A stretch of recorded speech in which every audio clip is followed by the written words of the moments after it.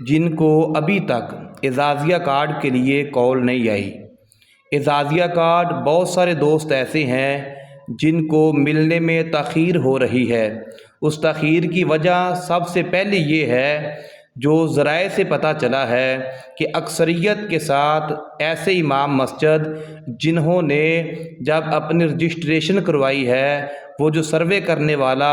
नुमाइंदा हुकूमत पंजाब की तरफ से आया था, वहाँ पे उस वक़्त रजिस्ट्रेशन करवाते हुए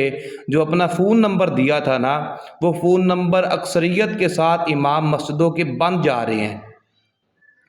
जितने भी इमाम मस्जिद जिनके एजाज़िया कार्ड की तख़ीर का मसला बना हुआ है, बराए मेहरबानी वो ख़ुद भी और अपने दोस्त अहबाब को इस चीज़ से ज़रूर ब ज़रूर आगाह करें कि जब तक उन्होंने सिर्फ़ आपको आपके नंबर पे कॉल करनी है, और जो नंबर आपने सर्वे की टीम को लिखवाया था उसी नंबर पे आपको कॉल आएगी, और उसी नंबर पे कॉल आएगी एजाज़िया कार्ड के मुतल्लक। ठीक है ना। जिनके नंबर बन जा रहे हैं, उनका एजाज़िया कार्ड आया पड़ा है, वो बार बार नंबर ट्राई कर रहे हैं। आप जितने भी अहबाब हैं जो एजाज़िया कार्ड के इंतज़ार में हैं कि अभी तक हमें मिला क्यों नहीं है, वो जिनके नंबर बंद है ना, जिनके नंबर बंद हैं, और इसके अलावा दूसरी रीज़न ये हो सकती है, बहुत सारे दोस्त वो कहते हैं जी हमने सर्वे तो करवाया है, सर्वे करवाया है, मगर इसके बावजूद हमें एजाज़िया कार्ड की कॉल नहीं आई। वो ज़रा थोड़ा सा गौर करें, उनके जो आईडी कार्ड का मसला तो नहीं है, आईडी कार्ड की जो डेट है वो एक्सपायरी तो नहीं हो गई। आईडी कार्ड उनका एक्सपायर अगर हुआ तो फिर भी आपको एजाज़िया कार्ड के लिए कॉल नहीं आएगी।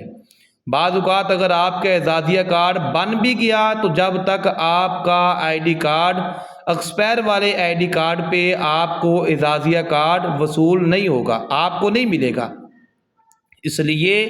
आप अपने आईडी कार्ड को गौर करें, और दूसरे नंबर पे अपना जो मोबाइल फ़ोन है ना,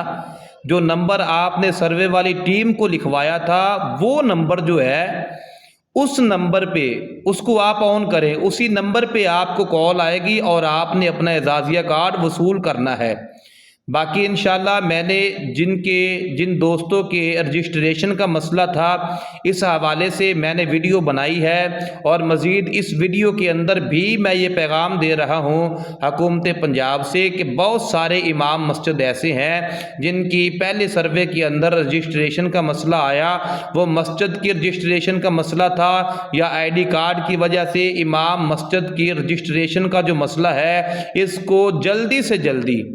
रमज़ान शरीफ के अंदर ही ईद से पहले पंजाब भर के अंदर कोई इमाम मस्जिद ऐसा नहीं रहना चाहिए। हुकूमत पंजाब का इमाम मस्जिदों के लिए ये बहुत बड़ा जो है एक नेक नामी वाला काम है। इमाम मस्जिदों के हक़ में इमाम मस्जिदों को माशी तौर पर मजबूत करने के लिए बड़ा बेहतरीन फ़ैसला है हुकूमत पंजाब का। तो इसलिए बाकी ये आखिर के अंदर जो दोस्त कार्ड वसूल कर चुके हैं, उनके कार्ड को एक्टिव करने का इशू आ रहा है, वो एटीएम मशीन पे जाएं, उधर जाके अपना कार्ड लगाएं, और जो नंबर आपने सर्वे वाली टीम को लिखवाया था वो मोबाइल के अंदर ऑन होना ज़रूरी है, वरना आपका कार्ड एक्टिव नहीं होगा। और OTP जो है ना, ये कोड आपके उसी नंबर पे आएगा। जैसे ही आप कार्ड लगाएंगे वो 6 हिंसों का कोड आपके मोबाइल पे आ जाएगा, वो कोड आपने मिलाना है। उसके बाद वो 4 हिंसों का कोड, पिन कोड आप अपनी मर्जी से 1 से लेके 9 और 10 मतलब यहाँ तक आप 4 हिंसों का कोड आप मिलाएंगे, ये आपका पिन कोड है। जब भी आप ATM लगाएंगे ये कोड आप मिलाएंगे, ठीक है। और ये पहली दफ़ा कोड लिखेंगे, उसके बाद दोबारा फिर वही वाला कोड 4 हिंसों वाला आप दोबारा लिखेंगे, फिर आपका कार्ड एक्टिव हो जाएगा। आपको एक्टिव होने का मैसेज आ जाएगा और फ़ौरन पैसे नहीं निकलेंगे, पैसे 2 से 3 दिन के बाद आपको पैसों का मैसेज आएगा, फिर आपने जाना। ये ना हो कि आप बार बार एटीएम जो है ना आप वो अपना कार्ड डालते रहें, ये ना हो कि एटीएम कार्ड जो है ना वो अंदर मशीन रख ले, फिर आपको जब बैंक खुलेगी फिर आपको अंदर से जाके वो वसूल करना पड़े। इसलिए बार बार एटीएम कार्ड लगाने की ज़रूरत नहीं है।